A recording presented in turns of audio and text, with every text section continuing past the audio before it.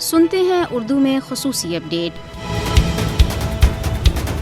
غیر قانونی طور بھارت کے زیر قبضہ جموں کشمیر میں 5 اگست 2019 کے بعد بھارتی فوجیوں کی جانب سے انسانی حقوق کی خلاف ورزیوں میں بڑے پیمانے پہ اضافہ ہوا ہے۔ 5 اگست 2019 کو RSS کی حمایت یافتہ مودی حکومت کے غیر قانونی اقدامات اقوام متحدہ کی سلامتی کونسل کی قراردادوں کی کھلی خلاف ورزی ہے، جس کے بعد مودی کی فسطائی حکومت نے مقبوضہ کشمیر میں مسلمانوں کے خلاف دہشت گردی کے نئے سلسلے کا آغاز کیا۔ بھارتی فوجی نام نہاد تلاشی اور محاصرے کی کارروائیوں اور جعلی مقابلوں کے دوران کشمیریوں کو منصوبہ بند طریقے سے روزانہ کی بنیاد پر شہید کر رہی ہیں۔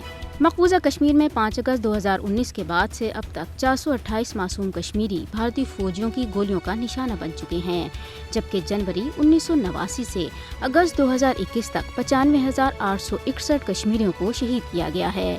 ماورائے عدالت قتل، غیر قانونی گرفتاریاں اور دیگر مظالم مقبوضہ کشمیر میں بھارتی فوجیوں کے ہاتھوں انسانی حقوق پامالیوں کے واضح ثبوت ہیں۔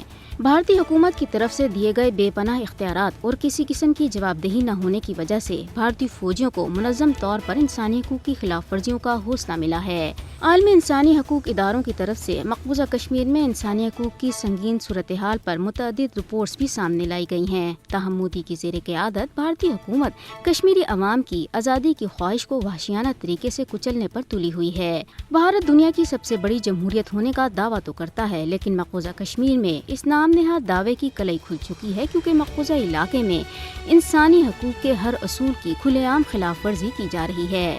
مودی کا فوجی طاقت کے استعمال کا نظریہ جنوبی ایشیا کے امن کو داؤ پر لگا رہا ہے۔ مقبوضہ کشمیر میں انسانی حقوق کی بگڑتی صورتحال کو فوری بین الاقوامی توجہ کی ضرورت ہے۔ عالمی برادری کو جموں کشمیر میں انسانی حقوق کی بڑھتی ہوئی خلاف ورزیوں کو ختم کرنے میں مدد کرنی چاہیے۔